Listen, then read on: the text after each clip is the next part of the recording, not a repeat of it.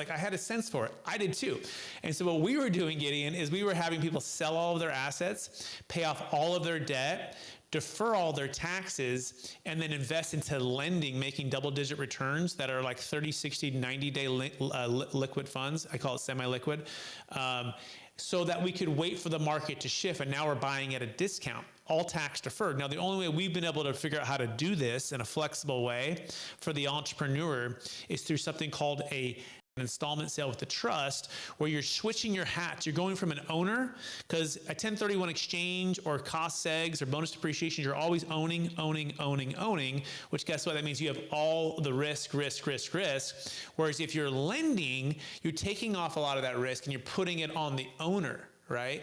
And Sure. You're saying, hey, pay me. And if you mess up, then I'll foreclose. And so that's the concept, is how do I move from an owner to a lender, tax deferred, until when? Until it's opportunistic to be an owner again. And so we use a thing called a deferred sales trust. Most people don't know about it. And to give you an example, we helped one owner, two owners. They owned 3,000 units, and they did 6 exits with us. One of them was like a $44 million deal in Vegas. One was a $20 million deal in Phoenix.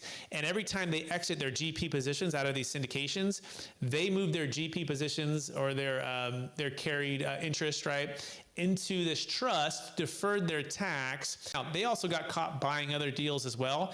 But what I think it helped them to do is hedge a little bit, like not go into all of the other deals because they're looking to defer the tax. Their tax was already deferred and they're waiting. So I'm going to pause there. I'm curious, have you heard of that before? And what are your thoughts so far? So they were, when they roll their gains into this trust, they are able to defer that capital gain, is what you're saying. Correct. And then they use that money from that trust. They're using it now as a lending device to owners. Or equity position. So you can go into stock market if you want to. You can go into hard money lending. You can actually use it for your next GP position or LP position. You could go into sitting T-bills at 5%. So most of what we wanted to do is get out of debt was the big thing, get liquidity, get diversification, and wait for when the market makes sense.